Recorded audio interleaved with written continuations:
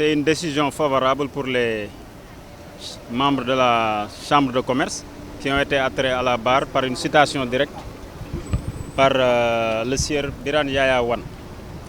Après avoir plaidé le dossier il y a 15 jours, le juge avait mis l'affaire en délibéré pour que le jugement soit rendu aujourd'hui. Donc, par la grâce de Dieu, le juge a débouté le sieur Biran Yaya Wane de toutes ses demandes.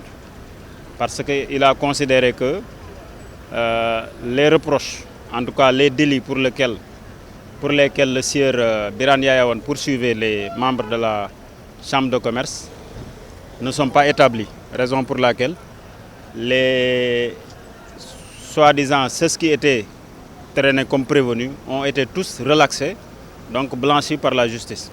Il les avait attirés à la barre pour escroquerie au service et faux et usage de faux, en disant que les élections ont été truquées et que également ils ont fait ce qu'on appelle escroquerie au service parce que les élections étant truquées, tous les avantages qu'ils peuvent tirer de cette élection, à savoir le président, le vice-président, le secrétaire général et les autres membres en tout cas qui composent le bureau, tirent des avantages qui sont indus. Ce qu'il faut dire, c'est que ce ne sont pas des avantages parce que les membres de la Chambre de commerce ont dit qu'ils ne tirent aucun avantage de ça.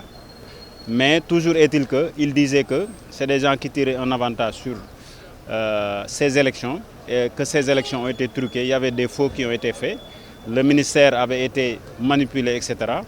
Ce qui, à notre avis, ce sont des arguments qui ne pouvaient pas être pris en compte parce que nous savons pertinemment que le ministre ne peut pas prendre une décision sur la base des injonctions de la Chambre de commerce de Dakar.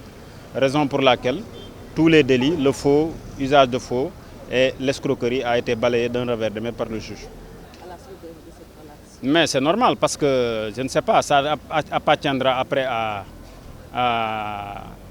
aux membres de la Chambre de commerce de voir si exactement ils ont besoin de faire une procédure contre le sieur Biran Yaya Wane parce que c'est une procédure abusive, parce que c'est lui qui a pris sur lui l'initiative de faire une citation directe. Il n'a pas fait de plainte, etc. Parce que dans sa conception, peut-être lui, il considérait que ce sont des faits qui sont avérés. Alors que la justice a montré qu'aujourd'hui, ce sont des faits qui n'existaient que dans l'imagination du sieur Biran Yaya Wane et que rien ne s'oppose à ce que les autres membres de la coopérative puissent saisir, en tout cas certains peuvent saisir ou tout le monde peut saisir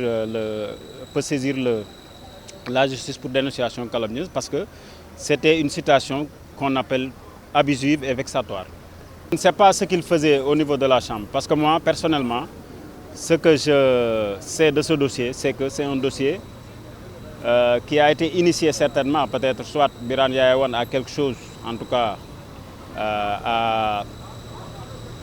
peut-être a un ressenti sur ces élections parce qu'il considère que l'élection a été truquée ou bien que les membres ne sont pas bien élus.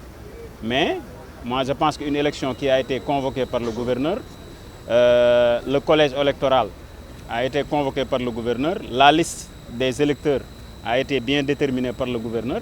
Si à la suite on fait une élection et qu'une personne a été élue et d'autres sont considérés comme étant les membres de ce bureau, je ne vois pas où est le problème.